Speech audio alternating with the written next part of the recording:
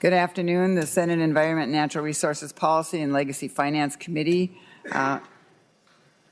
Today is Monday, April 1st. Wow, April Fool's Day. Welcome to the committee. We will start. We have a long agenda, so I would appreciate everybody being very short and succinct today. First up, we have Senator Ingebretson. Thank you, Senator Ingebretson, for being here right away. Senate File 1032. Thank you, Madam Chair and members. As I talked to you earlier, customary practice is if you're the first one on here and you don't show up, you go right to the bottom of the pile. So, and you don't want to be at the bottom today. Senate File 1032 is an appropriation for Minnesota Children's Museum. Members, I've carried this bill quite often, actually, and it's been a real pleasure doing that. But basically, what it is, and you'll hear from the testifier, the president of the Minnesota Children's Museum here in a bit, but this appropriates $850,000 to the Minnesota Children's Museum in 2020 and $650,000 appropriated in 2021, a total of $1.5 million for the biennium.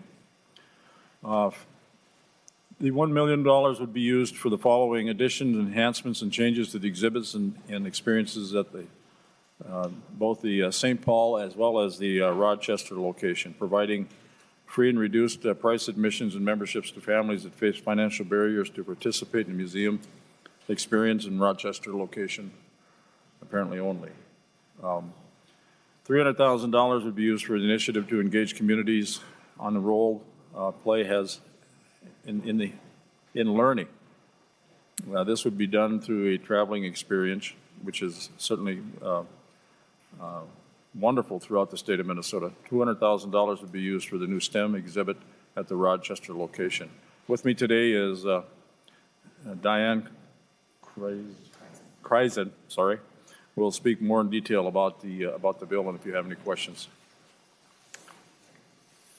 Thank you, Senator, and welcome to the committee, Ms. Kreisen. Please identify yourself for the record and proceed when you're ready. Thank you for your time. I'm Diane Kreisen, President of Minnesota Children's Museum. I want to first just briefly paint a bit of a picture of the accomplishments from the legacy appropriation of 2017, which was $1 million, and then put a little more color on what Senator Ingebretson shared. So we, with the last appropriation, implemented 3 projects. First, we offered more dynamic experiences in our flagship museum here in St. Paul, and I'll highlight just one of those exhibits that was made possible, that wouldn't have been possible without legacy funding. So Cosmic Junkyard is an out-of-this-world dramatic play experience that stretches creative imaginations. You can crawl through a black hole to enter the gallery, build onto a space satellite, play astronaut at the Council of a Spaceship Bridge, and also decode alien messages. We also had other experiences. For example, another one that we partnered with the Center for Hmong Arts and Talent, but given time, I will just share that more than 750,000 visitors experienced the new legacy-funded exhibits since the beginning of last biennium. And last year, those visitors came from 85 out of 87 counties, and 23% attended through an access program that provided free and reduced price admission. Second project was in our Rochester Museum. Legacy also supported 6 changing exhibits and access for families. Currently open is an exhibit called Young Architects. Famous architects and their iconic structures provide inspiration. And then kids and families use a variety of building materials to create their own unique masterpieces. Community partnerships enhance the exhibits. A recent program engaged Great Plains Aviation to facilitate arts and crafts projects where kids made and tested penny gliders and helicopters. And to ensure arts access, we have been able to distribute more than 800 free memberships to low-income families in southeastern Minnesota over the biennium. In the third project, we created digital content to empower parents with information on how important play is to their child's development and ways they can support their playful learning, including a web-based parent resource hub, videos distributed through social media, blog posts, and a digital museum guide. To date, this content has already been viewed by more than 40,000 times. With the renewal of a $1 million appropriation, we would continue to create opportunities for arts, arts access, and arts education projects in our 2 museums. So in St. Paul, I'll highlight a couple projects. In our gallery called Super Awesome Adventures, we are inspired by a shipwreck that happened in Lake Superior in 1884. Shipwrecks are an iconic adventure story, and by connecting to the history of our state, we will create an experience that will be compelling for both adults and children. This specific shipwreck sank slowly, so the ship is pretty intact, and there were no fatalities. The goal is to create an immersive exhibit that inspires visitors to become explorers and storytellers. In this space, children and adults will maneuver through and around the ship like a diver and explore caves and landscapes that are inspired by the North Shore. Haul diving equipment to the ship using a pulley system, collaborating with other members of their team to coordinate exploration, and use imaginations to narrate their adventures. This summer, we are curating a set of experiences that focus on developing critical and creative thinking and making that learning more visible to adults. Activities will include adding to a communal art piece that is focused on being courageous, engineering and design thinking challenges, making simple machines out of recycled materials. Next summer, we will develop a new set of experiences that highlight literary arts. In Rochester, legacy funding will support 6 more changing exhibits to engage families in southeastern Minnesota with hands-on learning, and community partnerships will continue to enhance the experiences. In addition, the funding ensures access for low-income families with scholarship memberships. Our request asks for consideration of an increase.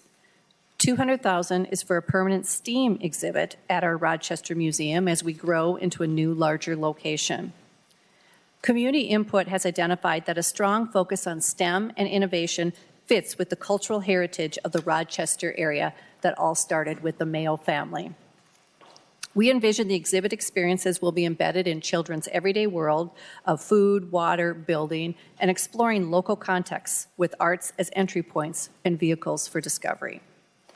And lastly, a $300,000 increase would allow us to engage a geographically diverse set of communities across the state in playful learning. Play is fundamentally important for a child's development, yet sadly, play is declining in childhood. We aim to collaborate with communities to host events with parents, educators, pediatricians, and local leaders that create playful learning experiences, highlight the benefits of play, and leave behind resources for lasting support of playful learning. Thanks for consideration of our request. Thank you very much. Members, are there any questions? Thank you, Senator Ingebretson. Senate File 1032 will be laid over for possible inclusion, and thank you for coming today. Thank you, members. And if you get an opportunity to take your kids or your grandkids there, please do. I've done it many times, and it's a wonderful experience. Thank you. It's a fun for the grown-ups too, Senator. Next up, we have Senate File 1783, Senator Anderson. I believe I saw him in the audience. There he is.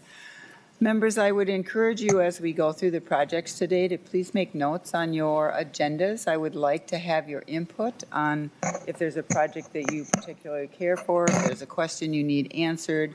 I'd really like your input as we go forward. We will have 3 days of hearings, so please feel free to give me your input at the end. All right, Senator Anderson, welcome to the committee. Madam Chair and members, Senate File 1783 appropriates $3.4 million to the Association of Minnesota Public Education Radio Stations, otherwise known as AMPERS, Minnesota's independent community radio stations. 4 of the AMPERS radio stations serve the Twin Cities, and the remaining 14 stations serve communities in greater Minnesota. In fiscal year 18, AMPERS and its member stations used legacy funds to create and broadcast more than 22,000 hours of artistic, cultural, and historical programming. Today I'm joined by Joel Glazer, the CEO of AMPERS, who will share a little bit more about the great programming and projects that they're able to create with the legacy funds. Thank you, Mr. Glazer. Welcome to the committee. Thank you, Madam Chair. Members, for the record, my name is Joel Glazer. I am the CEO of AMPERS, the Association of Minnesota Public Educational Radio Stations. Per your request, we will keep this very brief. A quick reminder that AMPERS is not affiliated with, nor do we receive funding from Minnesota Public Radio, Twin Cities Public Television, or the Minnesota Public Television Association. AMPERS represents a total of 18 different community radio stations that get as far north as Grand Marais and Thief River Falls, and down as far south as Winona, Mankato, and Austin, and just about everything in between. 17 of the 18 radio stations are eligible for and receive state funding. Since first receiving legacy funding, AMPERS and its member stations have produced and archived more than 17,500 radio projects. Last year, collectively, we produced more than 22,800 hours of artistic, cultural, and historical programming. More than 150,000 people attended legacy events that AMPERS stations either produced, co-produced, or helped to promote. More than 1,400 students played a key role in creating our legacy programming. And we paid 544 artists as well as 319 contractors for their legacy work. The AMPERS projects run in different languages.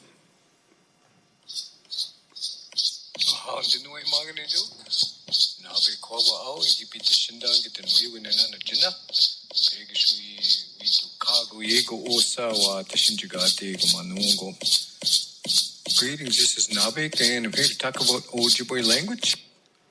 What you just heard was a short clip from Ojibwe-Moan.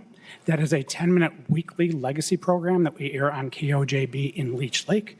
The Ojibwe language is dying off, but Ojibwe-Moan is teaching not only listeners the meaning of the words, but also the history of the words and how to use them in the proper context.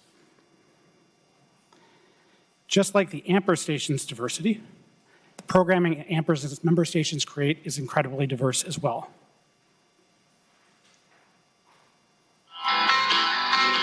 Welcome to our special report called Sex Trafficking, the New Slavery, hosted by Chantel Sings and Freddie Bell. In the coming hour, you'll hear about the damage caused by commercial sexual exploitation, some of the causes behind it, and some ideas on how we can help end it and free those people trapped within this illegal economy.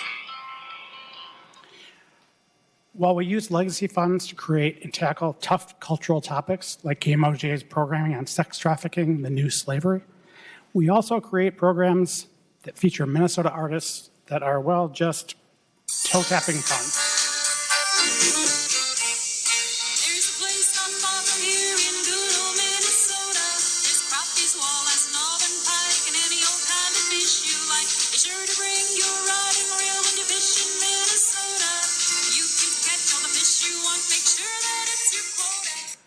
And that comes from KSRQ in Thief River Falls' incredibly popular Polka Cast, a 24-hour streaming polka channel. It is incredibly popular. If you find yourself humming the fishing song later this afternoon, I take no responsibility for that. But I did find scientific evidence that suggests the best way to get that song out of your head is to simply focusing on funding our request in full, and that song will just magically disappear. Which leads us to our request for FY20 and 21. Senate File 1783. We are requesting $3.4 million for the 2021 biennium. That's $1.7 million per year for the biennium. We received 1.5 in 18 and 1.7 in 19. We are asking for the 1.7 for each year because the first year we had two smaller stations that were not doing the legacy projects that are now, so the 1.7 each year would be flat. So with that, Madam Chair, members, I apologize for the rudimentary methods, but it was the fastest way to keep things moving along for your committee. I'm available should you have any questions. Thank you. I'm impressed with your ability on your phone. It's much better than myself. And you're lucky that you didn't have a folks poking around the table here. So with that, members, are there any questions? Thank you. Senator Anderson? No further comments, Madam Chair. I appreciate your support. Thank you. With that, Senate File 1783 will be laid over for possible inclusion. And thank you very much. Senator Anderson, you're up again. Senate File 2475. Thank you, Madam Chair and members. First, I'd like to thank the co-authors in this bill, Senator Gazelka and three of our veteran senators, Senator Bruce Anderson, Senator Jeff Howe, and Senator Andrew Lang. Madam Chair and members, Senate File 2475 seeks to appropriate grant money from the Arts and Cultural Heritage Fund to the Governing Board of the Minnesota Historical Society for a grant to the Minnesota Military Museum. The grant allows the Minnesota Military Museum to create and conduct a statewide story sharing program to honor the distinct service of post 9/11 veterans in anticipation of the 20-year anniversary of 9/11. And that is just taking place, hard to believe, in just over 2 years. Members, we know the world changed due to the terroristic attacks on September 11th, and the memories of that day has certainly seared into all of our minds. Minnesota lost 3 people on that fateful day. 38-year-old Thomas Burnett Jr. from Bloomington was on Flight 93 that crashed into western Pennsylvania. 32-year-old Gordy Amos Jr. of Wayzata, and 57-year-old Gary Keshler from St. Paul. Both were in the World Trade Towers when they collapsed. Citizens across the state have important stories to tell from the days, weeks, months, and years following 9/11. Stories of the thousands of people who enlisted here in Minnesota to serve their country in response to the terroristic attacks. Stories of the thousands of Minnesotans, citizen soldiers, who were deployed to Afghanistan and Iraq and other places around the world, some who have served on multiple deployments, including our Senator Howe and Senator Lang. The stories of each of their amazing families, the Blue Star families, who also served and sacrificed back at home while their loved ones were deployed. Stories of hundreds of deployment and welcome home ceremonies in communities and armories across the state. The story of the Beyond the Yellow Ribbon program, which was started here in Minnesota by Governor Pawlenty and Adjutant General Larry Shellito, but quickly became a national model for how communities create a comprehensive network that connects and coordinates agencies, organizations, resources, and employers for the purpose of proactively supporting service members and their families. The stories of the Red Bulls, the 34th Infantry Division, the Surge, the 148th and the 934th Airlift Wings, organizations such as the Minnesota Patriot Guard, serving our troops, the Minnesota Military Appreciation Fund, the Minnesota Military Family Foundation, and Tee It Up for the Troops. The stories of the sacrifices, the injuries, both physically and mentally, PTSD and TBI, and the stories of our over 100 Gold Star families who experienced unimaginable loss. Remember, these stories and so many others need to be told, and I hope you can support Senate File 2475. And with that, Madam Chair, I have with me Randall Dietrich, the Executive Director for the Minnesota Military Museum, which is based up at Camp Ripley, here to testify on behalf of this bill and share a little bit more about this proposed project. Thank you. Welcome to the committee, and please state your name for the record. Good afternoon. Randall Dietrich, Executive Director of the Minnesota Military Museum. Indeed, in anticipation of the 20th anniversary of 9/11, the Minnesota Military Museum does seek to launch a sweeping statewide initiative to gather Minnesota stories from soldiers and civilians alike about America's longest war.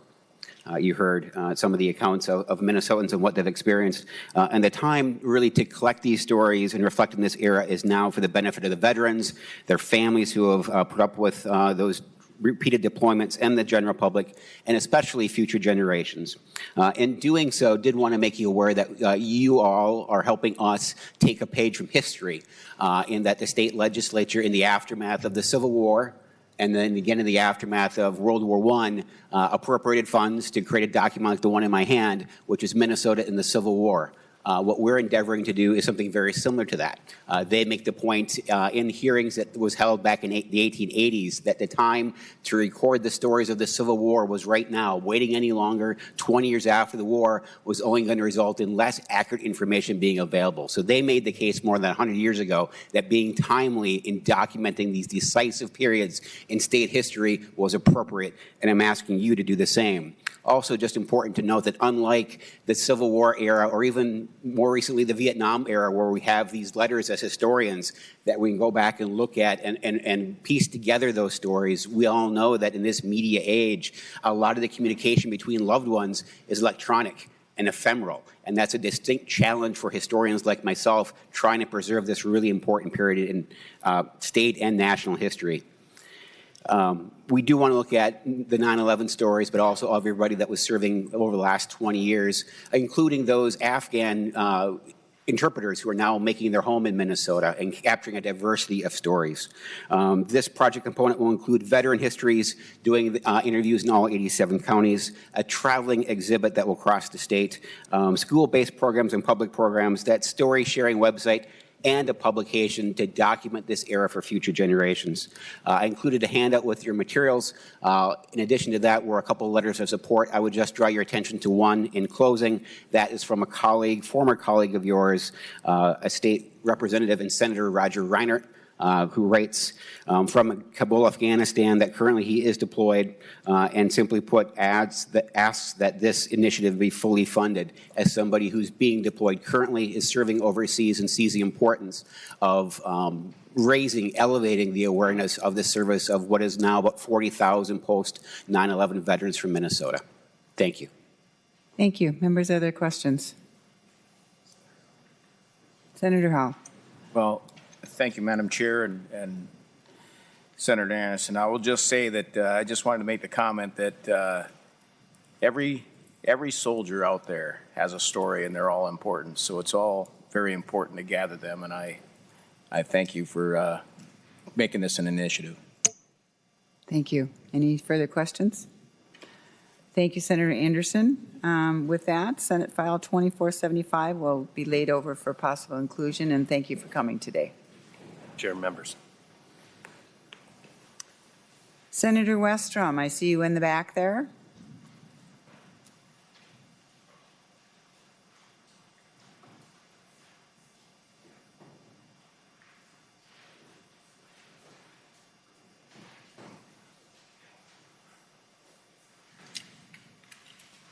Senator Westrom, welcome to the committee. Senate File 2239. Thank you, Madam Chair. Madam Chair, I know you're in a hurry. I can start whenever you... Proceed when you're ready, Senator.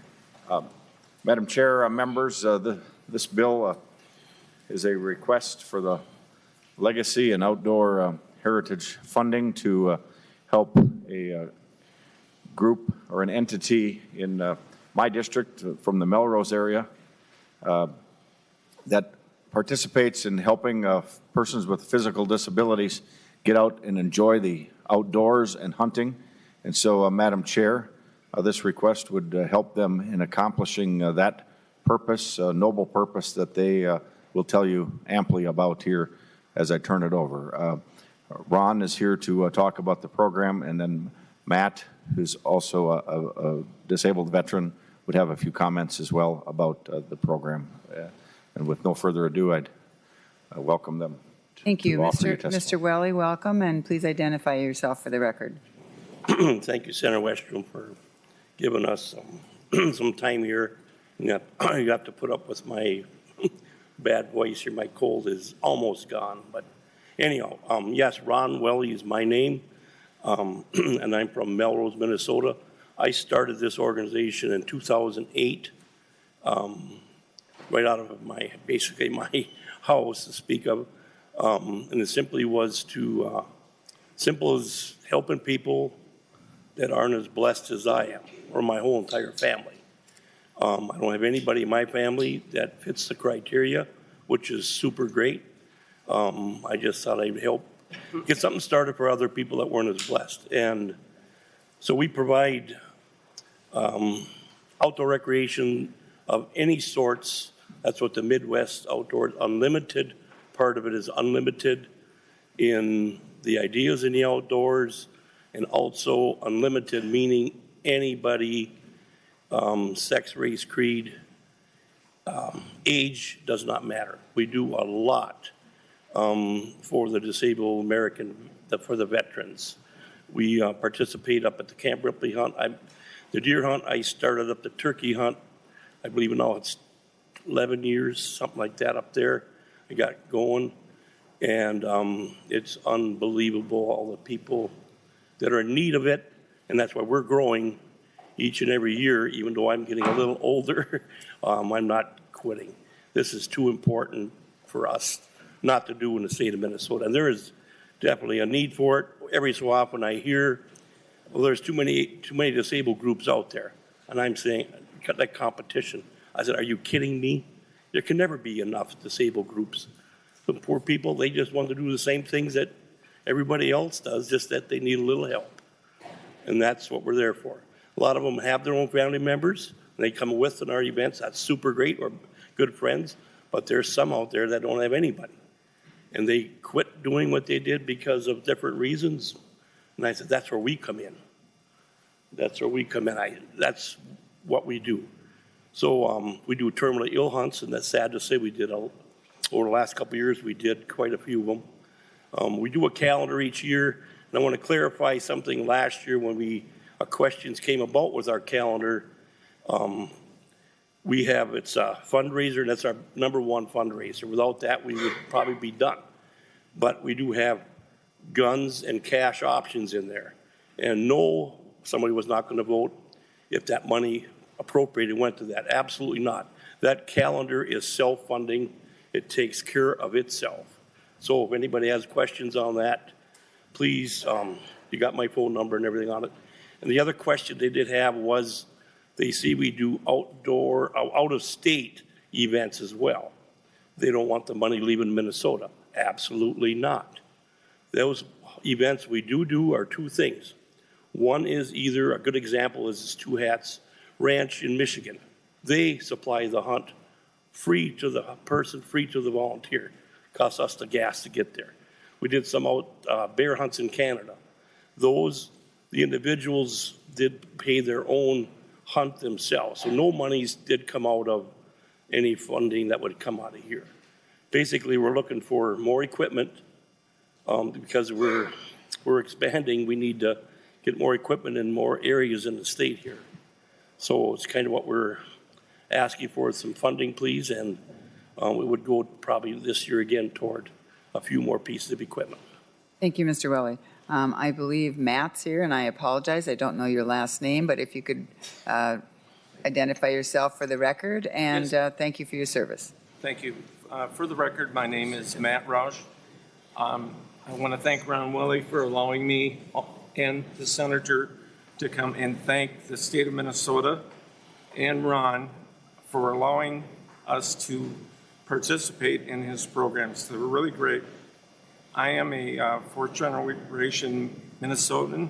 My great-grandfather was a Civil War veteran. I'm a 24-year service-connected disabled veteran. Excuse me.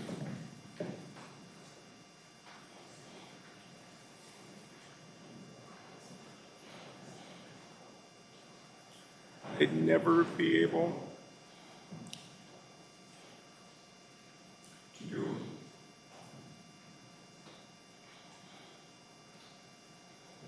the things I do if it wasn't for Ron's organization. Thank you.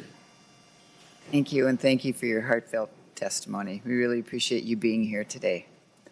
Members, are there questions? Thank you, and thank you, Senator Westrom, and your testifiers for being here today. Senate File 2239 will be laid over for possible inclusion. Thank you, gentlemen. Thank you. Madam Chair and members.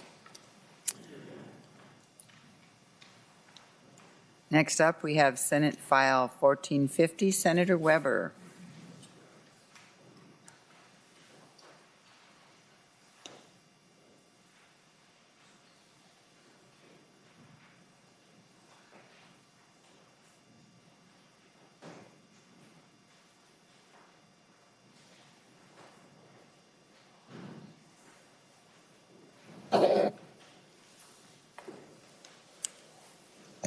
When you're ready, unless you want to do a polka.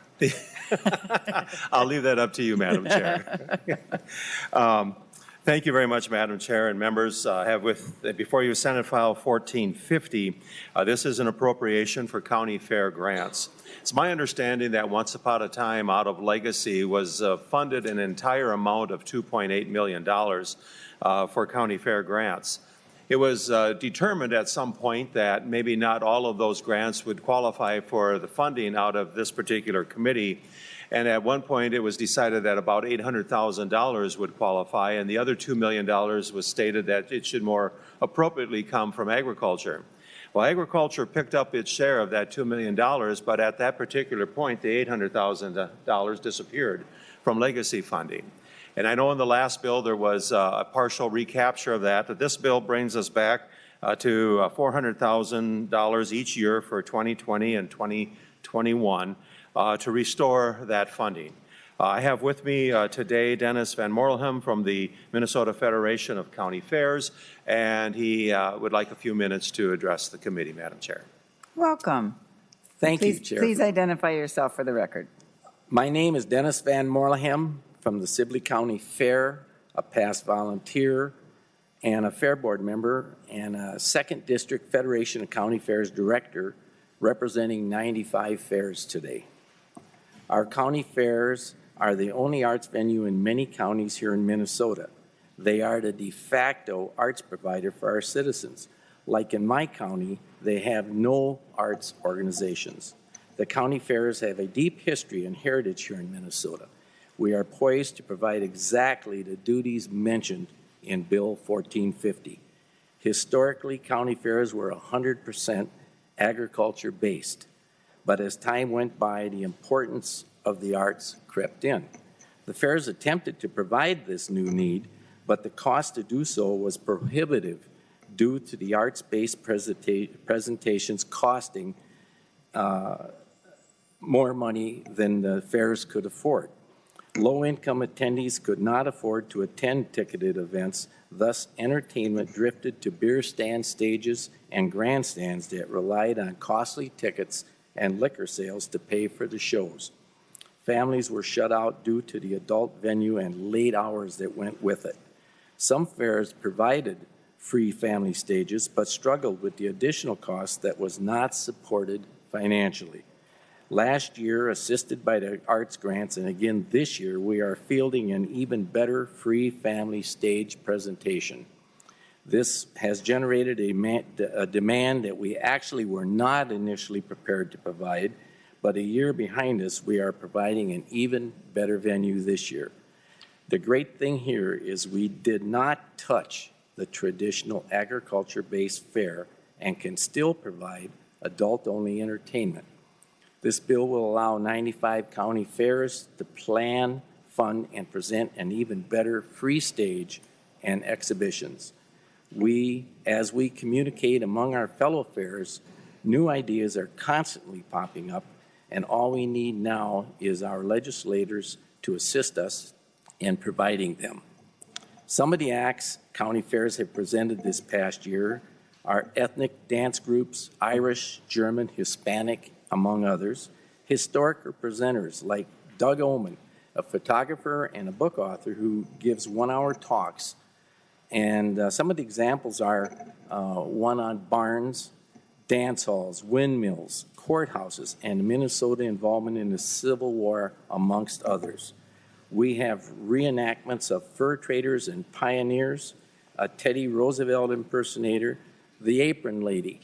She travels around the fairs and talks about the history of aprons and has trunkfuls of them. Bands are always a hit: Irish, bluegrass, German, Hispanic, and old-time country. Arts and craft demonstrations have also been a big hit.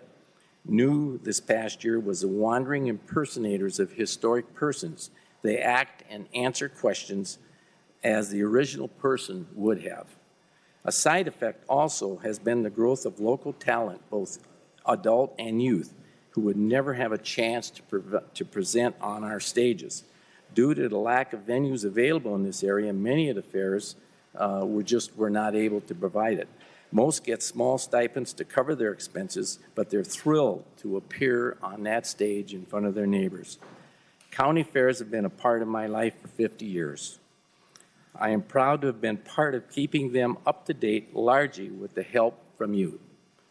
And aside, the Minnesota Farmers Union and Farm Bureau have joined our fairs in supporting this bill. Thank you for listening to me today, and I would be glad to answer any questions. Thank you. Members, are there any questions?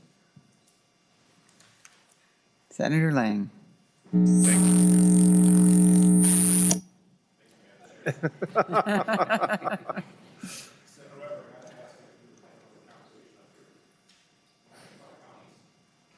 Senator Weber.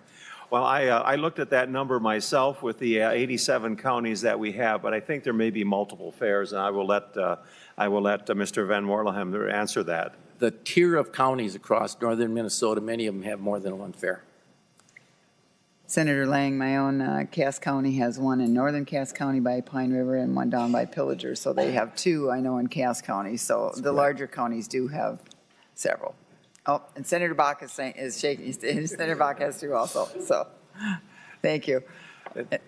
Senator Weber. Thank you, Madam Chair. And I just want to say, in light of the fact that my Senate district encompasses all our parts in 9 counties, July and August often find me getting to experience a number of county fairs. And I do want to comment about the number of, I think, increased opportunities in recent years that I have witnessed for various cultural, art, and related events that are being brought in. And quite frankly, in light of the fact that many times our county fairs, our counties are experiencing a reduction of some of their commercial sponsors just due to a reduction of business, these grants have become very important for them to be able to offer that service and that exposure to the citizens of rural Minnesota. And I would thank you for your consideration. Thank you, Senator. Hearing no further discussion, Senate File 1450 will be laid over for possible inclusion. Thank you for coming today. Thank you, Madam Chair. Senator Bach. Senate File 1926.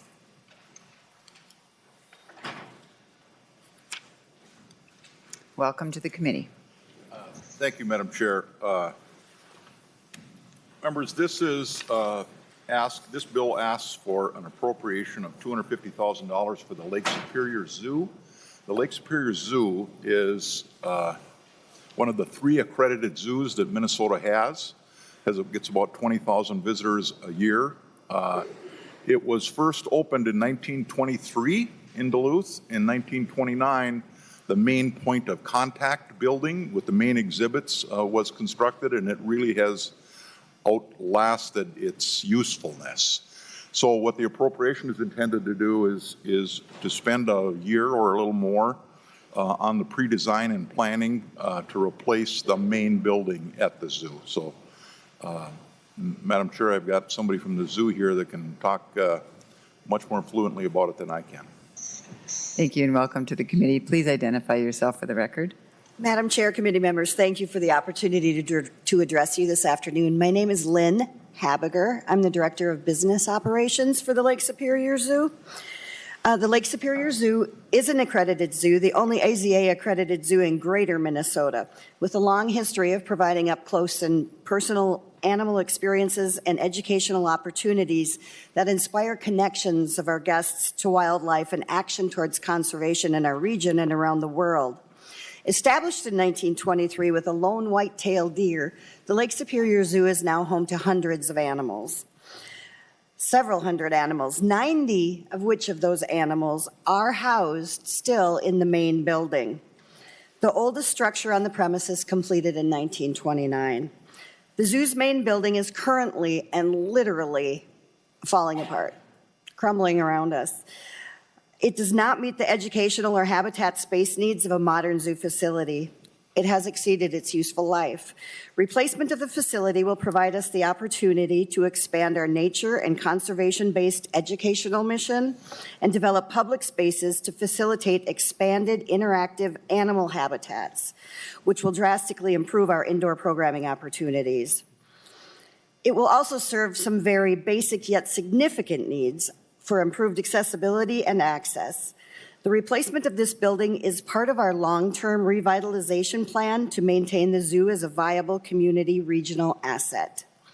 We are currently seeking legacy funding under the Arts and Cultural Heritage Fund in the amount of $250,000 to enter into the pre-planned design phase, design development, and final planning and budgeting for the replacement of this building. The replacement of this building is necessary. The project will aid us in preserving the historical significance of our zoo to the area and will perpetuate the cultural heritage of the region in providing residents and visitors access to and education about native species, Minnesota's natural environment and heritage, and wildlife conservation.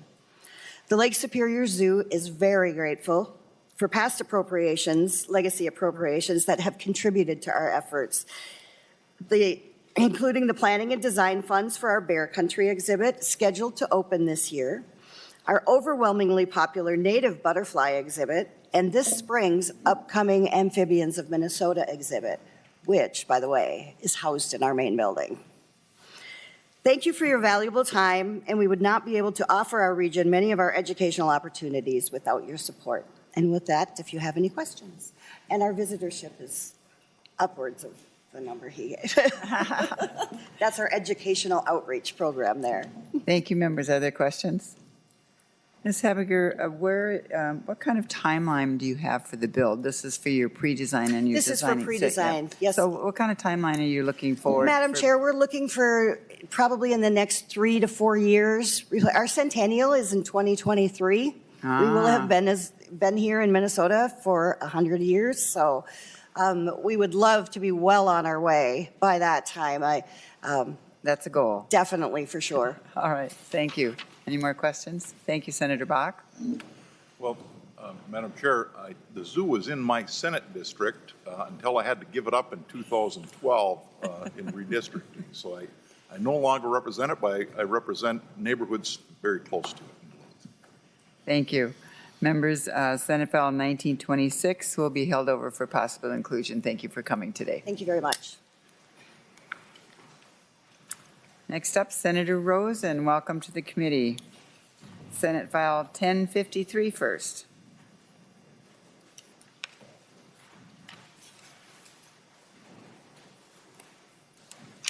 Thank you. Thank you, Madam Chair. Senate File 1053 is the Blue Earth, the Green Giant Museum in Blue Earth, Minnesota. And we were before you last year for an appropriation of $300,000, and that has been very successful. We have the grand opening this coming Friday, and I'm very excited about that. However, the amount of money that was spent on the museum came in higher than what was expected, and so they were requesting $200,000 for furnishing and equipping the museum to preserve the cultural and history of Minnesota. And when the bids came in higher, they completed the work, they paid off the bills, and of course, as the law is written, you cannot go back and repay things that have already been paid for. So this was some funding that we're asking to, as I said, to finish off the inside of the museum, the displays, have some canning displays. And with me, I have Cindy Lyon. She is the executive director for the Chamber of Commerce. And she will sing for you too, again, Madam Chair, if you so request. Welcome to the committee. Thank you, Madam Chair and members. On behalf of the Chamber of Commerce and I am the executive director of the Chamber of Commerce and the Convention and Visitors Bureau as well. So not only are we interested in economic development, but also in tourism. In our museum. Ms. Lyon, would you just identify yourself for the tape, please? Oh, okay. Cindy Lyon. Thank you. You're welcome. Thank you. So our goal in the museum is to continue the legacy of agriculture, of the canning, of not only in southern Minnesota, but Green Giant Canning Company is recognized all over the world. The canning company originated with the Blue Earth Canning Company in the 30s and then developed into the Green Giant Canning Company. And we do actually still have a canning company in our community that is, their title is Seneca. We are so happy to have a great relationship with the Green Giant Canning Company, who is now owned by B&G. They've been owned by several other companies in the past. So in our museum, we actually have a video of the process of harvesting the canned corn and peas, the canning of the corn and peas, and some of the old advertisements of the Green Giant company itself.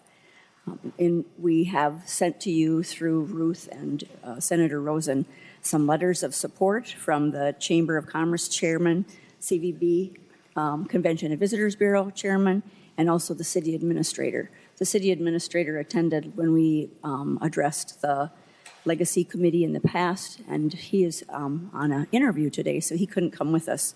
But the City of Blue Earth was our facilitator of our money. We are very pleased that we are able to raise about $200,000 on our own.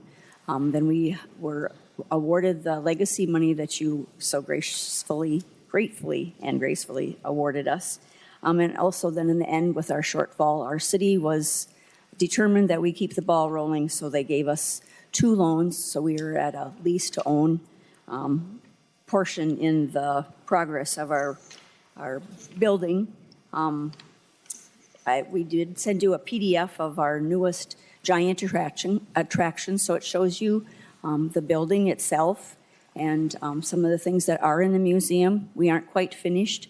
We were able to open November 9th, and we just a week ago had a fundraising cook-off raffle and had a great attendance, and that was the first day that the museum was open to the public. So Friday, April 5th, you're welcome to attend. The representative from the Legacy Committee is coming down, as is Senator Rosen and Representative Gunther for the ribbon cutting and the grand opening. And so the museum is open, but it is not quite finished. But we felt like it's that time of year. Tourism is about to start. And so as to say, we're not ready, we would rather have them see what we have, but it is great. As I say, it's giant. So if you have any questions, please feel free. Thank you. Thank you. Members, are there questions? Well, Senator Rosen, I expect to see a YouTube video of you and Representative Gunther doing the ho, ho, ho, so on Friday. So. She asked me if I knew the words yet, but I'm working on that. Thank you. With no further discussion, Senate File 1053 will be laid over for possible inclusion, and thank you. Thank you, Madam Chair and members. Next up, Senate File 2108. Senator Rosen. Thank you, Madam Chair. Senate File 2108 is a $100,000 appropriation from the Parks and Trails Fund for Jackson County to construct a hiking and mountain biking trail at Belmont Park, which is located in Jackson County and serves the communities of Jackson, Windham, and Lakeville. And it's been relatively primitive at this point, but it has the light to get it up and going. It's part of the statewide health improvement program. They're receiving money through the community wellness partners from Cottonwood, Jackson, and Nobles County. And I really applaud this community for wanting to get this trail supported. I think it has some possibilities of some high school competition and mountain bike racing. It's, like I said, somewhat primitive, and they'll be fixing bathrooms and just some trail maintenance. And with me, I have Luke Ewald from he's with the Des Moines Valley Health and Human Services, the preventive health educator, and also Sam Espy, who would like to speak on this. Thank you. Thank you. Welcome to the committee. Who would like to go first? Thank you, Madam Chairman. Thank you, Madam Chairman, for allowing me to speak this afternoon. My name is Sam Espy, and I'm here on behalf of the Friends of the Jackson County Trails with support of our county and multiple municipalities and local organizations. And you can see there's a stack of letters you should have from all of them. I'm also here, we have support from Gary Solquist and Tim Wegner, who were the masterminds behind the Cuyuna Lakes Trail, which has been super successful. So it'll be 10 years ago this fall that I returned home from my 4th deployment with the Navy. And while on active duty, mountain biking had become an outlet for me when we were in port.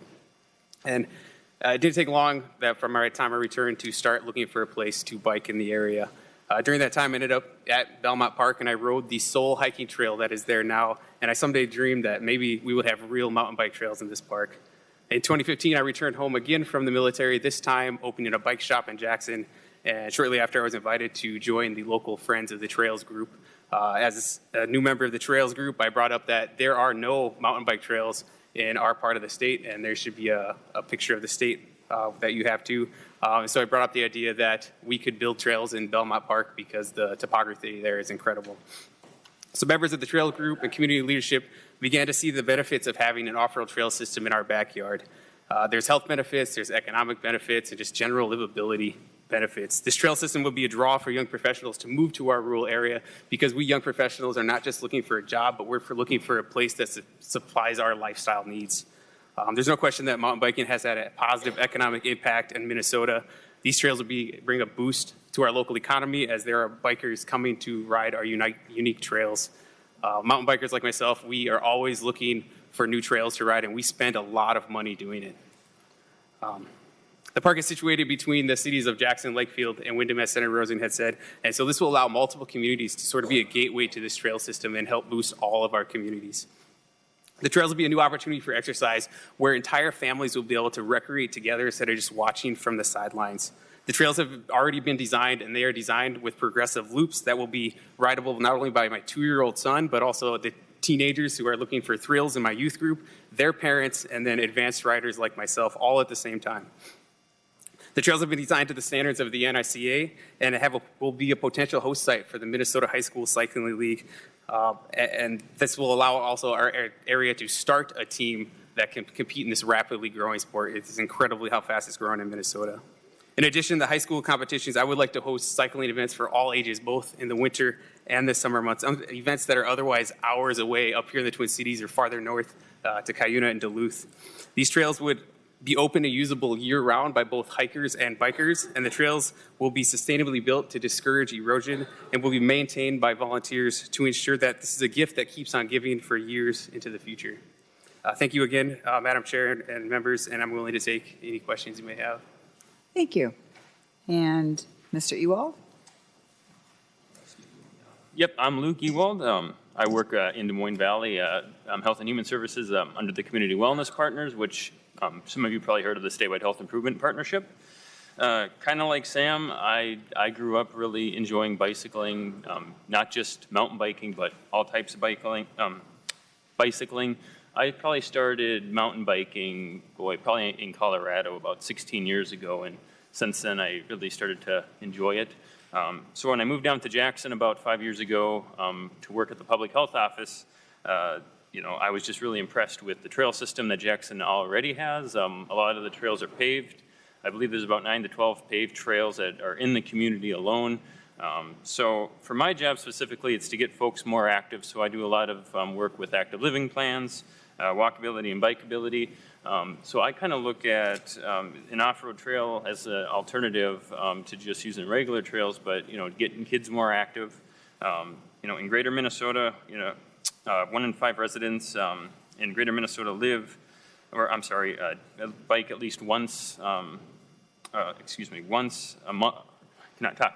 a week in their community. So it's really, the whole idea is just to get folks more out there on bikes year round, just like what Sam said. So I'm just here to kind of go along with Sam. The whole thing with tourism and getting folks healthy is what I'm all about, working with the Trails Committee. Thank you. Yep. Members, are there questions? Well, Senator Rosen, I commend this group for coming forward. Cuyuna is in my backyard, and we have 19 new businesses now in Cuyuna and a new bed and breakfast and hotel going in. And so we have probably one of the best mountain biking high school teams in the state. And so it's a lot of hard work.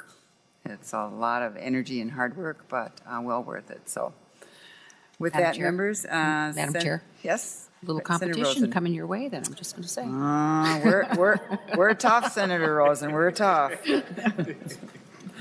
With that, Senate File 2108 will be laid over for possible inclusion in the omnibus bill. Thank you. And thank you for coming today. Thank you, guys. One more, Senator Rosen. Yes, Senate thank you. File 2516. And thank you, Madam Chair. The last two bills had to do with quality of life in greater Minnesota, and in southern Minnesota, we don't have the huge lakes, but we are very proud of what we have, and we work hard at attracting people and we don't ask for a whole lot. And when they do, it's because there is community involvement and there is buy-in by the community and there has been an investment by the community. So hopefully with a little bit of help from the state, we can get those, the Green Giant and the trail program going. But this bill, Senate File 2516, deals with the Martin County Veterans Memorial, which is extremely important. And I don't need to go further as far as why we need to make sure that we honor our veterans, those who have passed on and who are still serving, and as the ones that are around this table. There's a $400,000 request, and at least, and it says in the legislature, at least equal to the amount has been committed to the project from non-state sources to complete the project. So with me, I have Steve Fosness, the treasurer for the Martin County Veterans Memorial, and Doug Landsteiner, who is director of the Martin County Veteran Services. There has been $330,000 raised. It's a $1.1 million project. And with that, Madam Chair, I'm going to turn it over to my friends that have come from Martin County. Thank you. Welcome to the committee, gentlemen. Who would like to go first? I can start. Steve Fosness, I'm the treasurer for the Martin County Veterans Memorial. I'm also the Post 36 American Legion commander. Martin County Veterans Memorial was established in February 2016 by a group of veterans. Since then, we've expanded to veterans and non-veterans. The purpose of the committee is to build a memorial to honor the men and women who served in the military. And it's every name that's on the wall is either living, dead, and anybody that served in a uniform. So right now, a portion of the wall is for KIA, MIA, and POWs. The rest of the wall is for veterans to have their names on. We also have a donor wall. It's 80 foot long, 6 foot high, black granite. We have a granite sign in the front that's 6.5 ton. We have a 70-foot flagpole. We're on a main drag in Minnesota, or in Fairmont, which is Winnebago Avenue. A mile and a half away is I-90, and you can see the flag lit up at night from I-90. So the land was donated by a fellow veteran in Fairmont. It's right next to city ballparks, so we have restrooms, we have parking facilities. We're planning on expanding out. The granite wall is going up in 2 weeks, and we're expanding to the north, and we're going to have 10 life-size bronze statues commemorating World War I, World War II, Korea, Vietnam, and the global war on terror.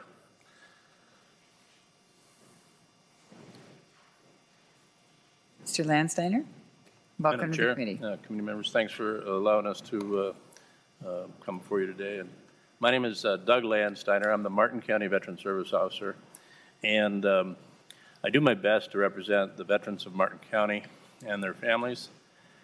I really believe that this memorial is something that's been a long time coming for Martin County, and I believe all of the service organizations and veterans of the county are in full support. It's an ambitious memorial. I think we've done some pretty good work so far, and we can certainly use the assistance of the state if the grant would be so forthcoming. Thank you. Members, are there questions? Thank you, Senator Rosen. Senate File 2516 will be laid over for possible inclusion, and thank you, gentlemen, for coming today. Thank you very much, Madam Chair. Thank you, members. Senator Clausen, Senate File 2396.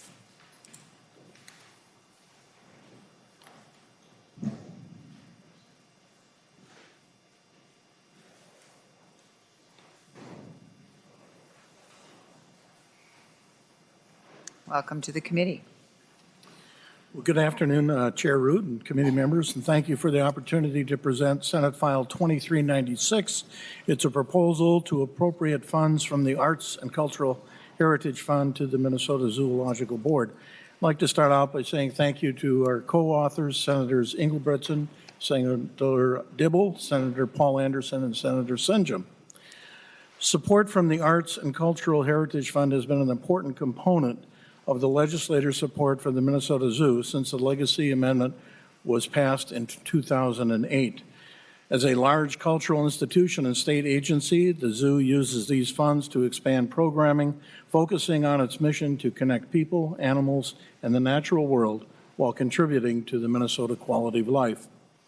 Physically, the zoo is in Apple Valley, but the Arts and Cultural Heritage Fund allows the zoo to reach all areas of the state with additional funding for the Zoomobile. I would like to have you turn your attention to two items that are in your packet. The first is the Minnesota Zoo Arts and Cultural Heritage Fund annual report, and the second is the Minnesota Zoo Arts and Cultural Heritage funding request for the biennium. And with us today is Zoo Director John Frawley, who will tell you more about some of the ways the Arts and Cultural Heritage Fund can reach more Minnesotans and provide an elevated zoo experience. Thank you, Senator. Mr. Frawley, welcome to the committee.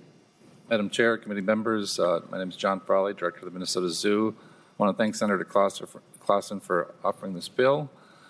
Senator Clausen's bill provides the same level of support for the Minnesota Zoo that we've received since FY14, which is 3.5 over the biennium, 3.5 million over the biennium.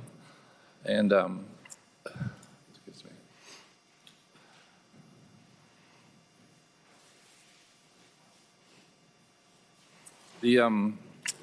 At the zoo, the legacy dollars provide expanded critical service for our work at the Minnesota Zoo. If you remember, it's a large zoo, 1.3 million visitors per year. We're the biggest environmental educator in the state of Minnesota, serving over 100,000 school kids, over 1,000 schools throughout Minnesota. So expanding our services, there's a big demand, and we need to be able to handle that demand at the zoo. The support comes in 4 areas: conservation education, to give you some examples.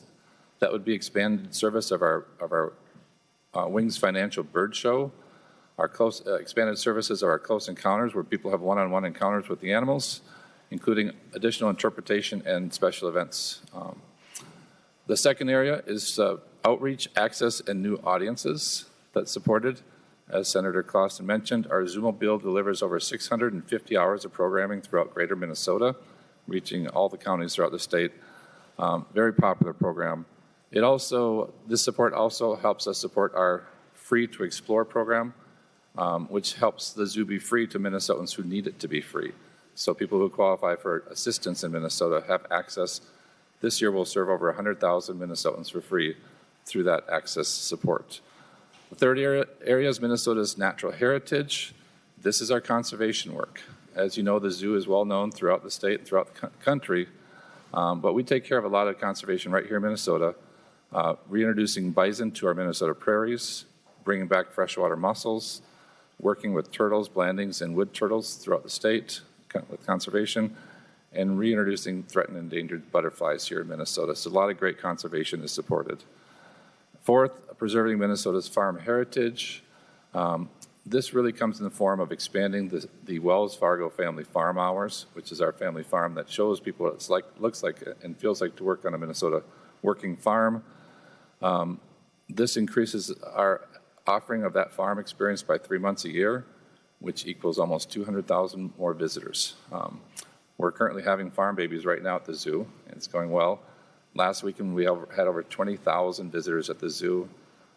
Some of the days are averaging about 10,000 people a day. So very popular, and we are very appreciative of the support and would like to continue this programming. Any questions at this time? I'd be happy to ask. Thank you. And members will remember that we had a very good presentation from the zoo in our committee, and they brought some great animals, so thank you for that. Are there any questions, members? Well, thank you, Senator. With that, Senate File 2396 will be laid over for possible inclusion, and thank you for coming today. Thank you, Madam Chair and committee.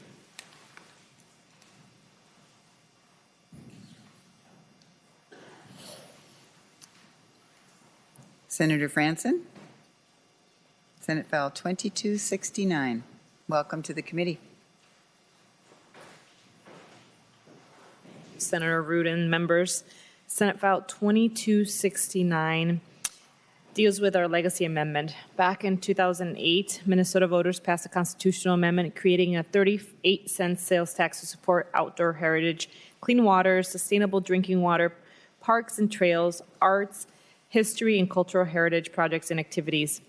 Of the total proceeds from the sales tax, 19.75% are dedicated to the Arts and Cultural Heritage Fund to support arts, arts education, arts access, and to preserve Minnesota's history and cultural heritage. Based on the current sales tax revenue, the people of Minnesota will have invested more than $1.2 billion in HCHF programs and projects over the 25-year life of the tax. There was both a 25-year vision plan and a 10-year vision plan included there. The 25 vision plan was tasked to transform the state, providing every Minnesotan lifelong access to programs and activities that engage in him or her as innovator, historian, entrepreneur, and creator of Minnesota's future. To enable every Minnesotan to have a voice and be able to see the arts, history, and cultural heritage programs that will lead to new Minnesotans grown businesses and thrive in a state that invests in the creativity of its entire people. Also allow for artists to express his or personal heritage in Minnesota's arts, history, and cultural heritage works, and investment of these funds to bolster Minnesota's reputation as a center for creativity, innovation, imagination, and contribute to the long-term vitality of our state. The 10-year plan was tasked to review goals and measurable outcomes, require the HCHF to use a defined set of measurable goals that can be evaluated periodically to ensure the program is on track and effective. Report to the legislature and evaluate a 10-year goals and outcomes to be on a biennial basis. This bill appropriates additional funding in fiscal year 2020 to update the 25-year plan and create a second 10-year plan for Arts and Cultural Heritage Fund. And Madam Chair, I do have feedback from the Minnesota Management and Budget, and the appropriation in the current version of the bill is $20,000, but they're requesting $90,000 in fiscal year 2020 to update that 25-year plan. And then we'd like to make also, I don't know if this could be an oral author's amendment, and then the Cultural Heritage Fund timeline for the report, instead of January 15, 2020, to be July 15, 2020.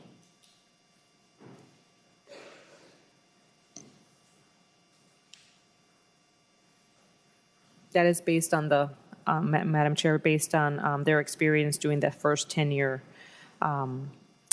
plan overview. So, Senator Franson, your oral amendment would be on, maybe I should have Mr. Knuff read that. Madam Chair and members, my understanding of the amendment is on line 1.7, delete $20,000 and insert $90,000. And then on line 1.21, delete January and insert July. Is that your understanding, Senator? That's Yes, what you'd Madam like? Chair. Okay, Thank you. Any questions, members? Okay. Hearing none, all those in favor say aye.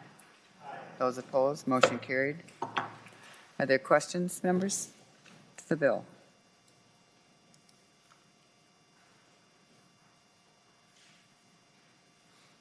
No questions? All right, thank you, Senator Franson. With that, Senate File 2269 will be laid over for possible inclusion. Thank you, members. Senator Hall, welcome to the committee. Thank you for having me. Madam Chair, if I may. Dan Patch today? I'm sure you'd like Dan Patch. That'll be another day. Thank you very much. Today we have a appropriation we're asking for of $500,000 for 2020 for a water safety grant program. The program would be run through the Commissioner of Education. The grants would be for scholarships for swimming.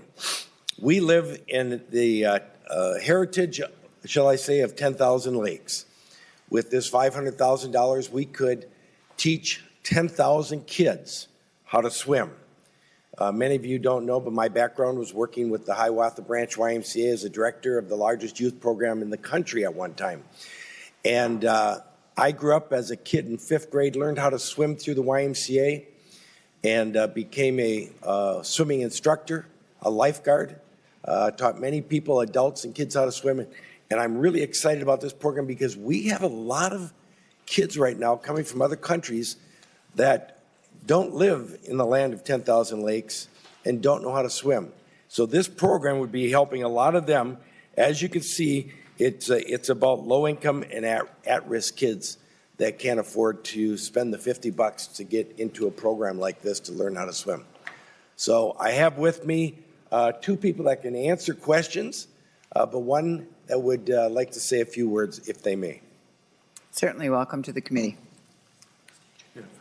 Madam Chair and committee members, my name is Scott Peterson, and I'm here to testify in support of Senate File 1226, the Safety Around Water Bill. I'm also here as a representative of the Minnesota State Alliance of YMCAs and also representing the YMCA of the Greater Twin Cities. I'm joined by my colleague, Vice President of Operations, Nicole Higdon, and she will be here to answer questions as well. I'd like to begin to talk about drowning in Minnesota, keenly aware that Minnesota is home to more than 20,000 lakes and other outdoor sizable bodies of water. In fact, we like to begin water safety conversations by pointing out, as one of my colleagues has said, that the world is 71% water and children are 100% curious.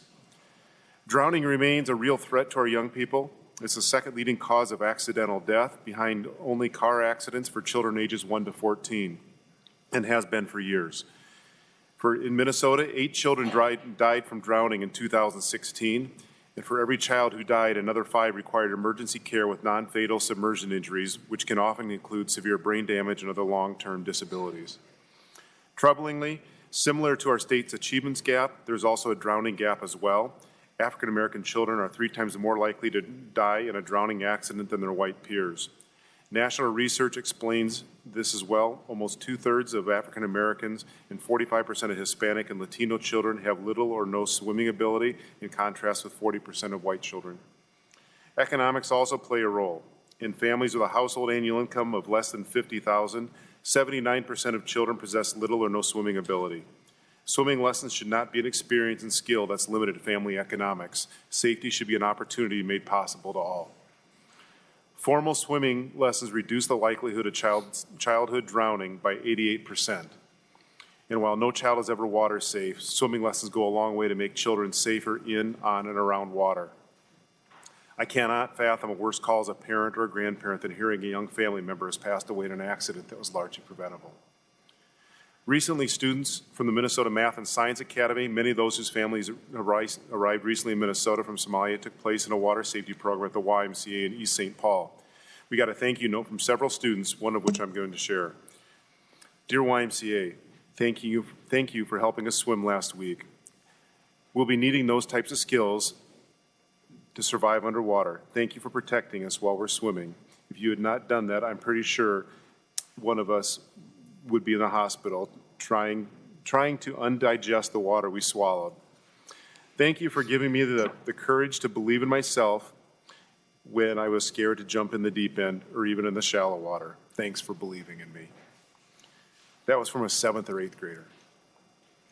For these reasons, as a statewide nonprofit organization led by local volunteers, the YMCA supports the water safety bill, which would provide $500,000 for organizations to fund swimming lessons for low-income and at-risk children, and to hire and train water safety instructors and lifeguards. This money would be available to organizations basing swimming lessons on a nationally recognized curriculum determined by criteria to be set by the Commissioner of Education. This bill is designed to provide communities with the resources to protect children and to do so in their education early and not waiting until it's too late. I want to thank Senator Hall for advancing this legislation and Chair Rood and Senators Straczynski and Torres Ray for co-authoring this bill as well. We'll never know how many drownings we prevent, but without reservation, we can declare this bill will save lives of the children in Minnesota.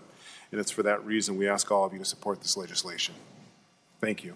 Thank you. Members, are there questions? Senator Torres Ray. Thank you, Madam Chair. I don't have a question, but I just wanted to say thank you, Senator Hall, and thank you to the testifiers.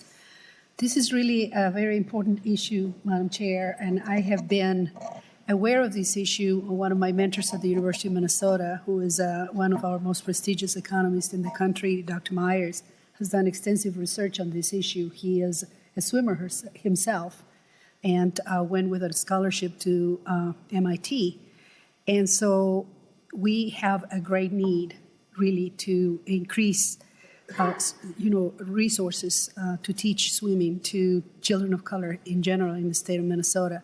And such an irony that we have so many lakes and so many opportunities to participate in water activities, but so many of our children are not able to do it because they don't know how to swim. And I learned how to swim when I came to this country. And my husband's family was always kind of, you're 23 and you don't know how to swim? How can that happen? They couldn't believe that I couldn't swim. But I know of many stories of immigrants who come to this state and they don't know how to swim, and so we don't enjoy really these great outdoors. So thank you for doing this. Thank you. Member, are there further discussion?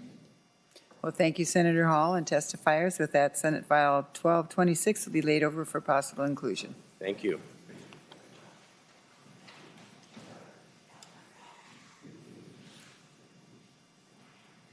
Senator Hall, you have 2476. That's how many minutes I have? Less than that, finish sir. up. I'm real excited about this next appropriation, members, and thank you for having me. This appropriation is for $119,000 for fiscal year 2020. This is all about the General John W. Vesey Jr. collection and how we can enhance that display. General Vesey was born in 1922 in Minneapolis, lived most of his life until, I shouldn't say most of his life, early infancy, until he was 14 in Lakeville. Matter of fact, the Lakeville American Legion was named after his father, John Vesey Sr. John Vesey Sr. was also the station manager for the railroad that was in Lakeville. So let me, without going into too much more, he was a paper boy and a Boy Scout, and then became the most decorated war vet we have in Minnesota.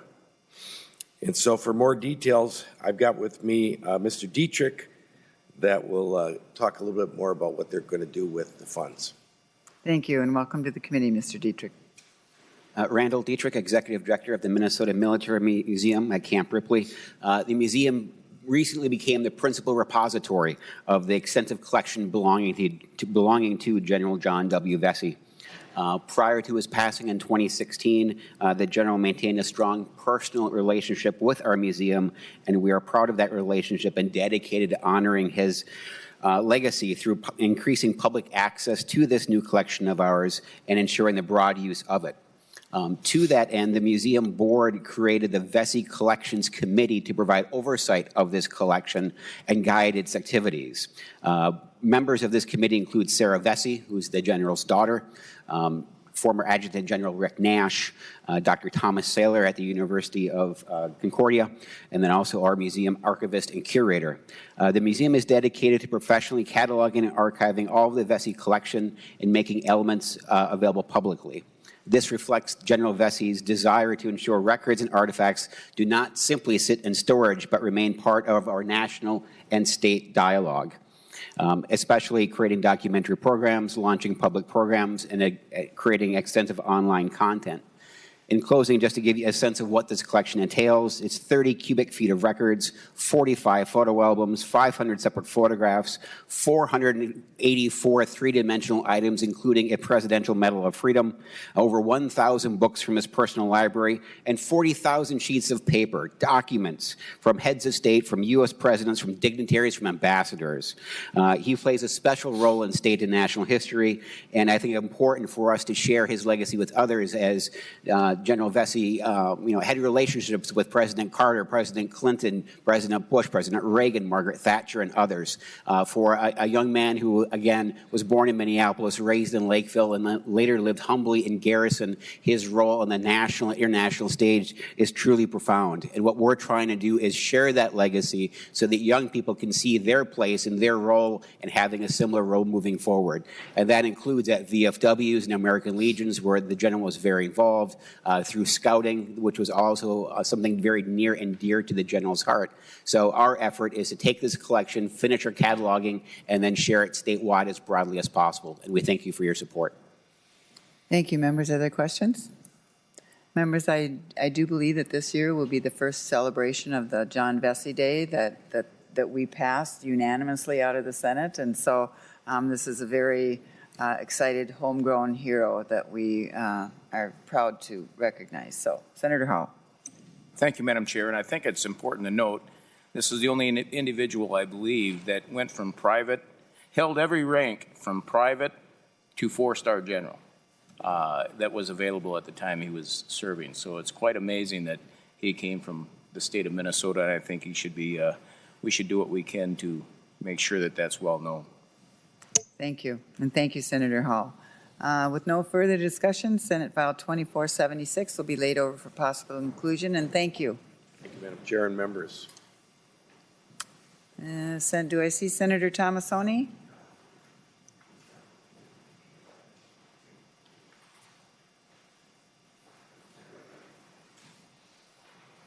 Senator Tomassoni, welcome to the committee. Thank you, Madam Chair.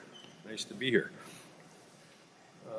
Senate File 1145. Senate File 1145, Madam Chair and members, it's a request for an extension of an appropriation for 2017 of the timeline. This was a bill that was, or a grant that was given to the St. Louis County and Lake Regional Railroad Authority for some work on the Mesabi Trail, and it needed to have a timely, it needed to be approved by the Army Corps of Engineers in a timely fashion, and because of the government shutdown, the Army Corps of Engineers didn't approve the construction in time, and so, and I think it was a wetlands permit, and so they would not have been able to get into the ground in time to actually get this thing done by the time frame that was set in the grant. So it's just a request to extend the time to June 30th of 2021. There's no money being requested here, just an extension of the appropriations ability to use the money before. When was the other one? 2019, I guess, was the last one. So this is an extension of 2 years. The best laid plans, right? It's unbelievable. Do you have your testifier here today? Madam Chair and members, John Ungaro, Government Relations Director for St. Louis County. I'm here basically just to answer any questions you may have. I think Senator Tomassoni pretty well described the problem we had, and what we need is this extension so we can get the work done, hopefully this coming winter. Thank you. Members, other questions? Well, thank you, Senator Tomassoni. Senate File 1145 will be laid over for possible inclusion. Sure, you have a very efficient committee. Thank you very much for your work. Senator Torres Ray. Senate File 1941.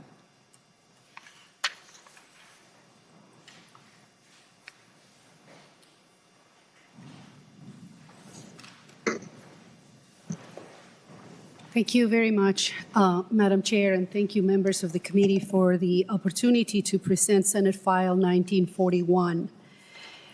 Members, Senate File 1941 contains an appropriation to provide resources to increase Native American tourism in the state of Minnesota. We propose to build on our state's history, traditions, and the great strengths of our 11 Indian nations. These resources will be invested in creating sustainable initiatives to start and grow a more robust, relevant, and sustainable Native tourism industry. Madam Chair and members, for me, it's truly an honor to be here with members of our Native American community, because currently the state of Minnesota is not investing in Native American tourism. Especially, there are no means to market Native American tourism, promote destinations, sacred sites, heritage sites, ceremonies, and events and outdoor recreation in these communities.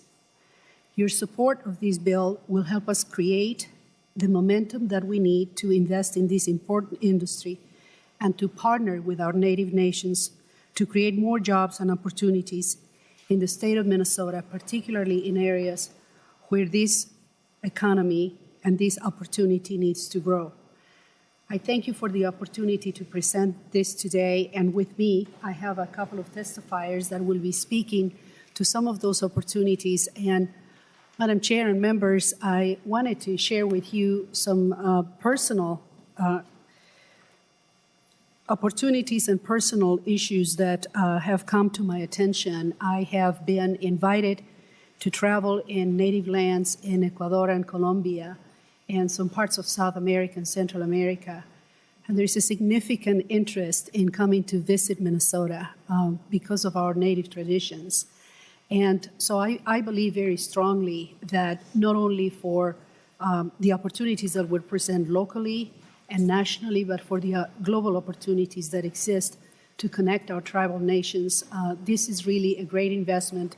As you know, for every dollar that we invest in tourism, is likely that the state of Minnesota, will be able to get $84 for every dollar. So I think this is a great opportunity not only for our native communities and for our 11 nations, but in general for the tourism industry for the state of Minnesota. So thank you for the opportunity to testify, to present this bill. Thank you. Thank you, and welcome to the committee. Who would like to go first?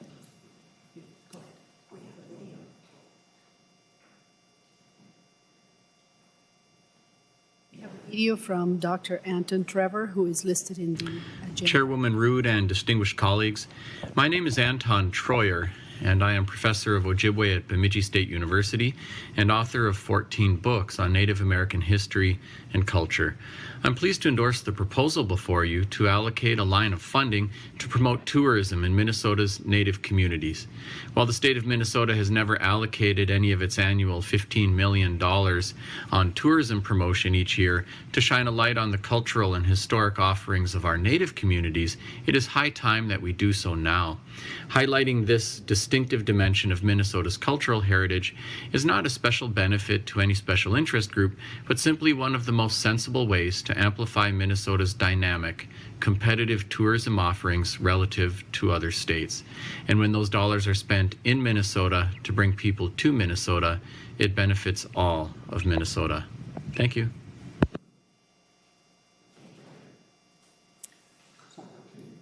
Madam Rudd and members of the Legacy Committee, thank you for having us here today.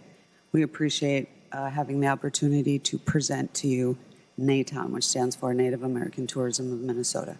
My name is Sonia Tanner Upton. I am an enrolled member of the White Earth Indian Reservation, and I probably am known better in Minnesota's Indian country as a former CEO and owner of TNT Travel and Native Tours. So most of my adult life has been in the travel and tourism industry. I have served on the board of the Minnesota Indian Chamber of Commerce, the national board of IANTA, which stands for American Indian Alaskan Native Tourism Association. I was also an appointee to the Governor's Commission on Tourism. And I guess what I'd like to say is NATOM, our intention is that NATOM will be to the 11 tribal nations in Minnesota what Explore Minnesota is to the non-Native. So we'd like to create partnerships, work with the tribes to develop tourism infrastructure, do some research, marketing, of course. But undoubtedly, the Legacy Amendment will allow NATOM to effectively build momentum, and we need the resources to build the trust within the 11 tribes so that we can become eventually self-sustaining, self-sufficient. We would work with the tribes for annual dues, fees, that sort of thing. So for some perspective, and I know Tony just talked about it, but Explore Minnesota's budget is $15 million. We are asking for 1.5. I'm sorry? Oh, per year. Is there any questions? Are there questions? No questions? Well, thank you, Senator Sray. Senate File 1941 will be held over for possible inclusion in the omnibus bill. And thank you for coming today. And thank you for bringing the video. Thank you, Madam Chair, and thank you, members. Thank you.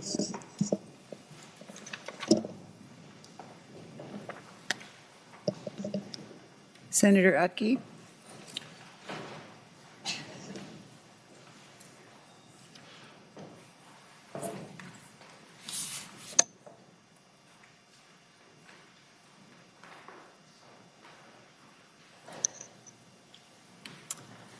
Senator Utke, welcome to the committee.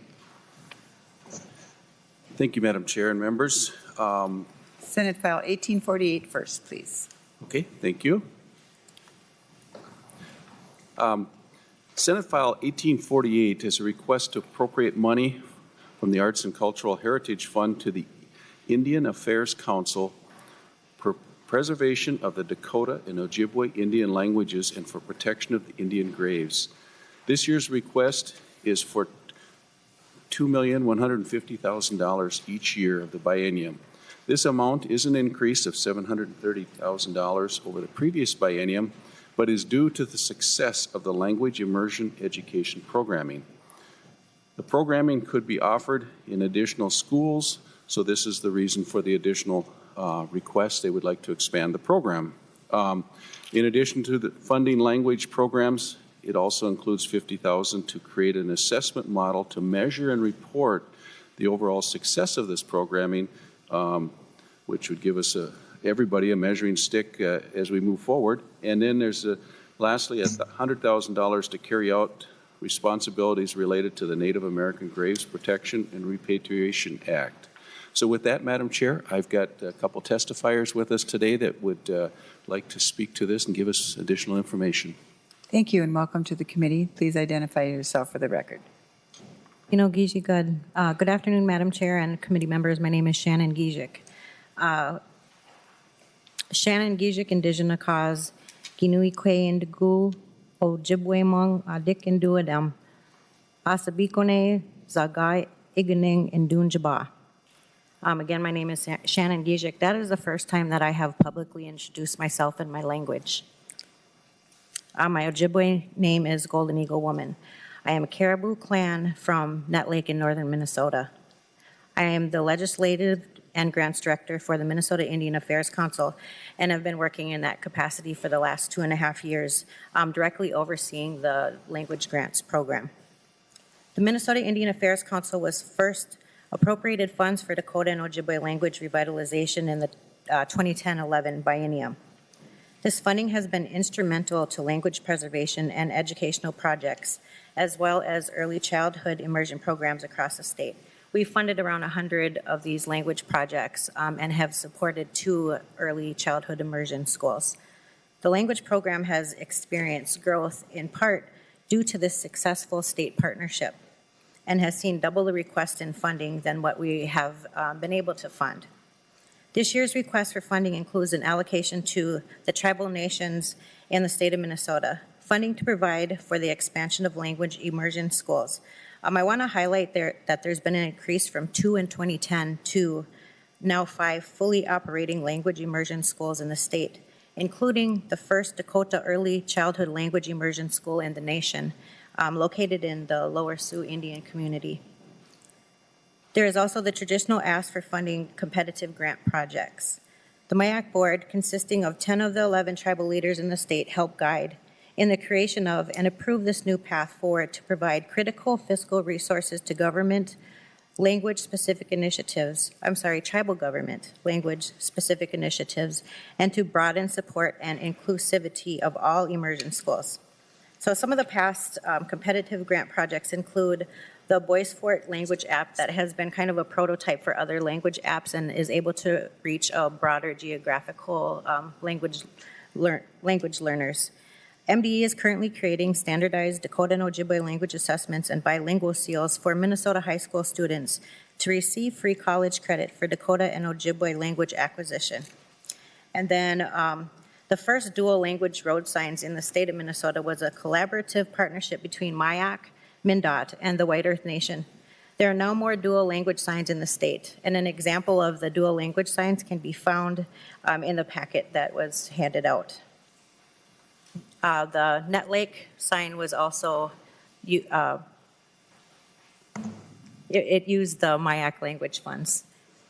I have included a slide that maps the number of first speakers and fluent second language speakers of Ojibwe-Moan in the state of Minnesota. The population of Minnesota-enrolled Ojibwe can be estimated around 43,000. Of those, 116 are first language speakers. That is a 0.002% of our total population.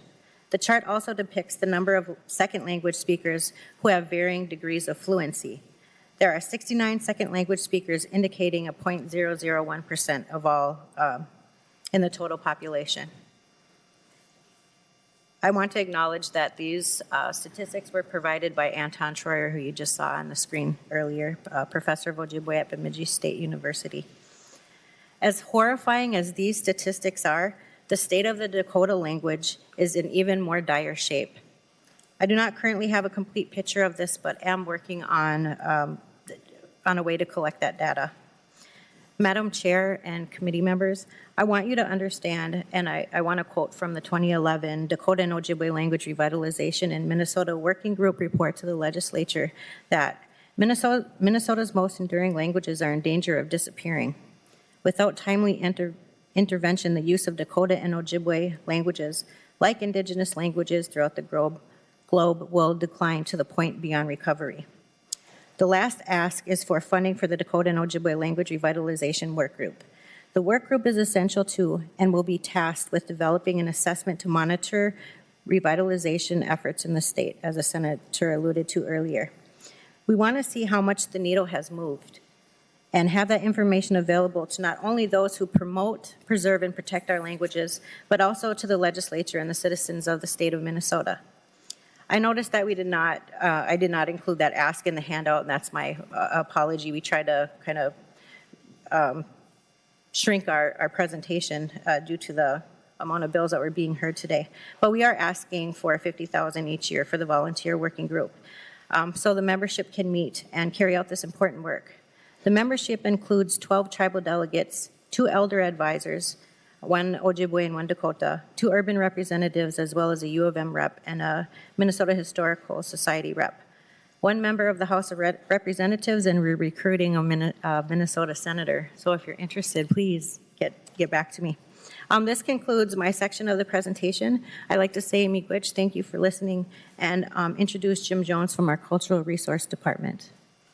Thank you. Welcome, Mr. Jones. Please identify yourself for the record. Madam Chair and members of the committee, my English name is Jim Jones.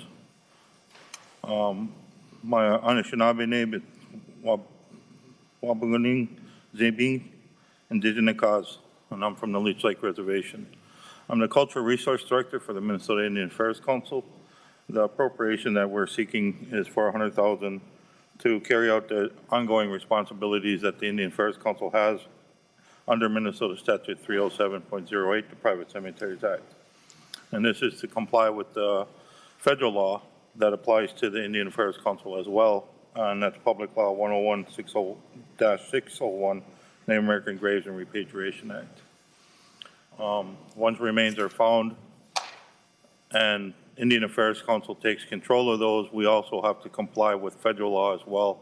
So the appropriation is to continue those ongoing obligations that we have with the state under state law, and also in regards to help support the osteology laboratory that's highlighted on the slide presentation, and for the analysis and the identification that has to take place once those remains are unearthed, whether accidentally. And a lot of the cases that we work with are accidental discoveries, construction projects, landowner discoveries, things of that nature. And so the osteology laboratory is the first one in its nation that deals with completely with American Indian remains, and that's housed at Hamlin University. I'd be happy to take any questions. Thank you. Members, are there questions? Senator Matthews.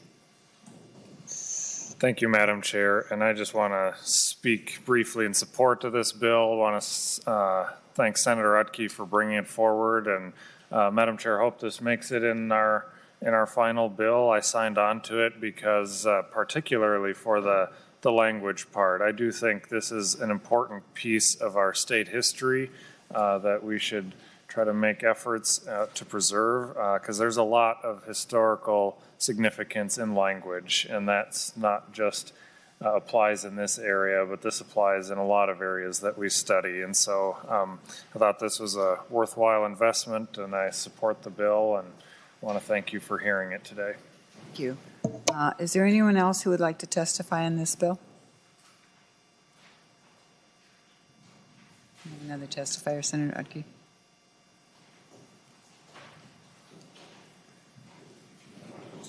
Just stay close, but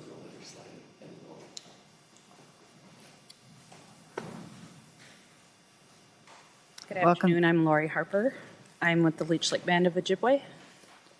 And I have a couple of items. Anin we to Kaitawad, Ogabewis Equandish Nakaz Gasaga Squadme Kag and Dunjaba, Nimin Waindan, Wabamin Mininim, Igayago, Jinid Dajid Don, Getting Away Winanungum. I'm Laurie Harper. I'm the Tribal Education Director for Leech Lake Band of Ojibwe. I'm also the Tribal School Board Chair for our Buganagijic School, which houses the Nagani School. And I just want to thank Senator Utke for introducing this bill. Leech Lake Band of Ojibwe definitely supports this bill.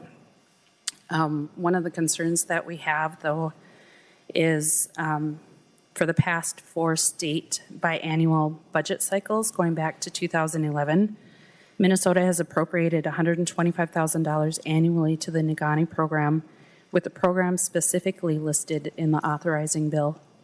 The funding has been crucial and instrumental to the viability, development, and growth of the program over the past 8 years.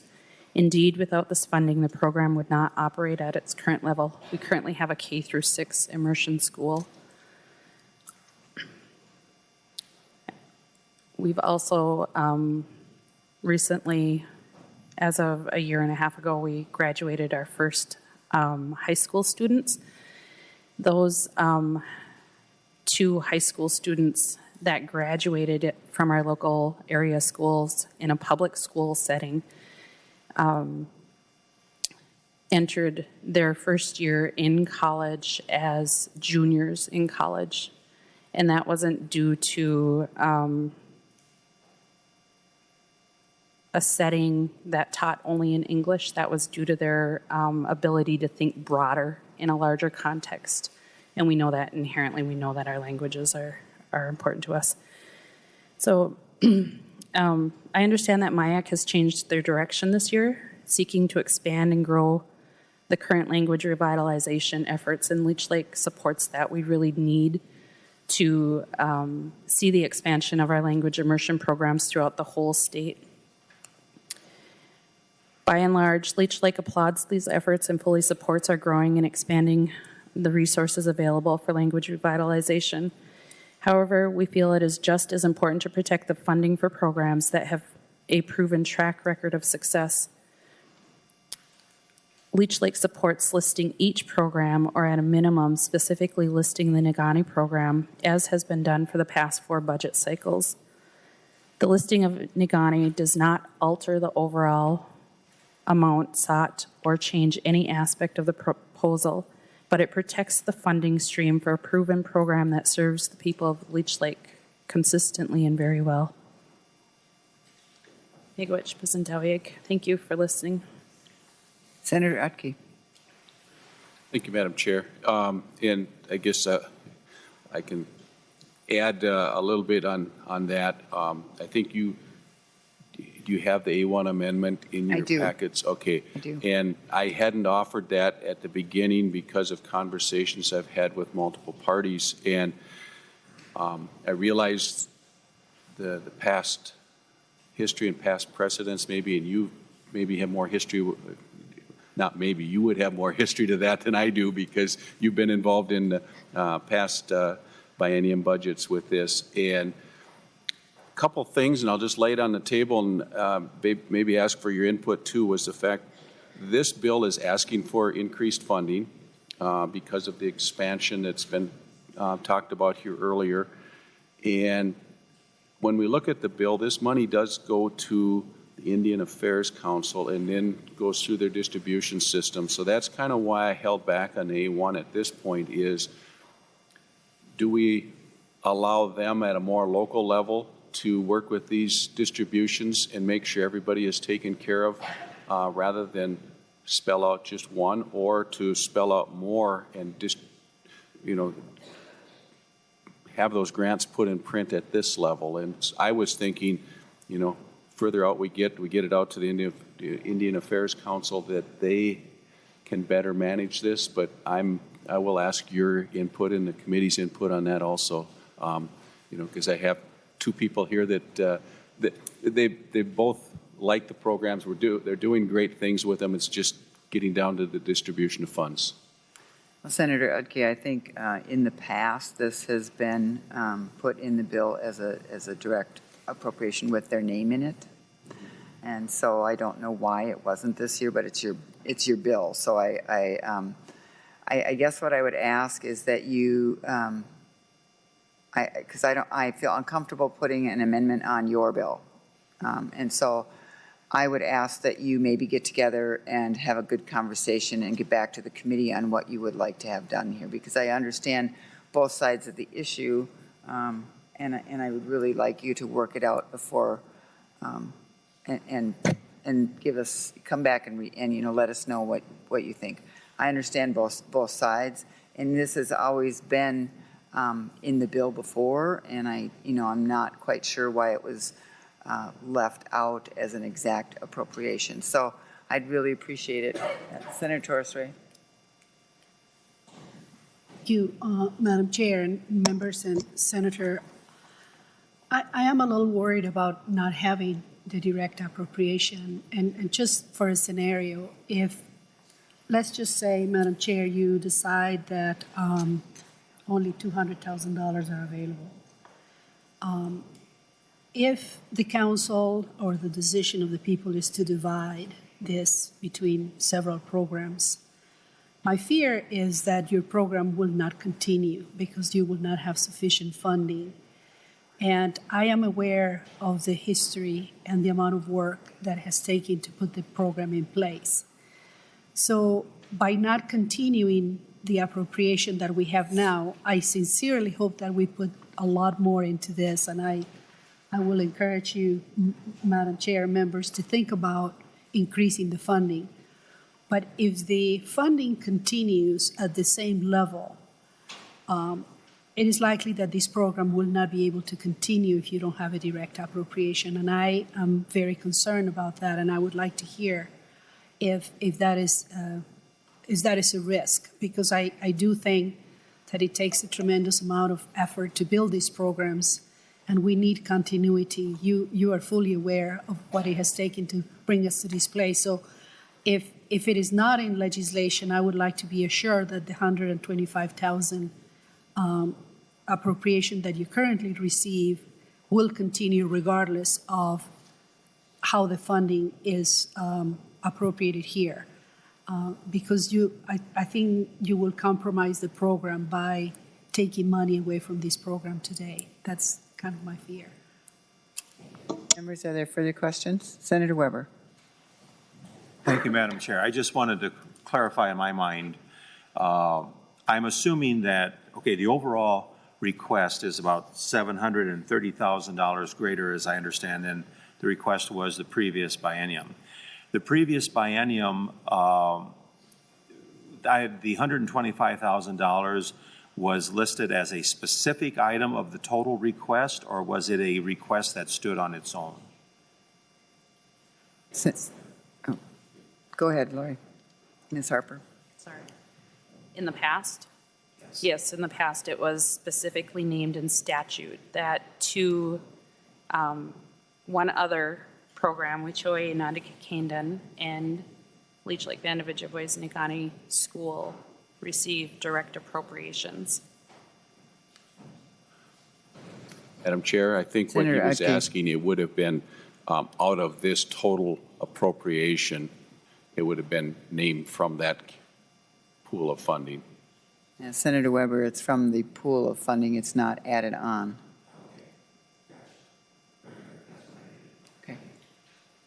Madam Chair, if I may, the purpose of not naming specific immersion schools is not to be exclusive. It's in fact to be inclusive and to be able to make sure that funds are getting to the other immersion schools. All of the programming deserves funding. All of the immersion schools deserve funding. Madam Thank you. Chair. Senator Atke. This bill today, are you just you're laying it over, right? Senator Atke, I'm laying this over today, and I would really appreciate it if you would work together to come to a good conclusion here, because I think it's a very good program, and we have funded it before. The language in past has directly appropriated by statute to them, so I'd really like you to maybe work this question out before we include it in the bill. Madam Chair, we will do that because some of these things have come forward just at a fairly last minute. So I will get parties together and we'll come up with something and get it to you. Thank you, Senator Atke. I appreciate that. With that, Senate File 1848 will be laid over for possible inclusion. Thank you. And one more of members. Thank you for your patience today. Senator Atke, 2423.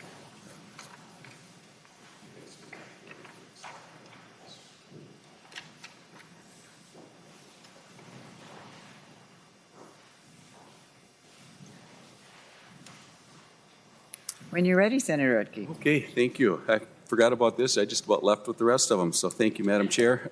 Senate File 2423 proposes to appropriate $100,000 in fiscal year 2020 from the Arts and Cultural Heritage Fund to the Commissioner of Administration for a grant to Big Ideas Incorporated for interactive exhibits and outreach programs. Big Ideas Incorporated will utilize mobile classrooms to bring virtual welders to any school district, community education program, event, festival, or gathering in which there is an opportunity to expose high school students and adult learners to potential benefits of the skilled trades. That plus a lot more, and at this point, Madam Chair, I've got two testifiers that will walk us through a lot more of what Big Ideas has to offer. Thank you and welcome to the committee. Please identify yourself for the record. Thank you, Madam Chair. My name is Rebecca Fleisar. I'm the director of Big Ideas, Inc. Marianne Christensen, president and co-founder of Big Ideas, Inc.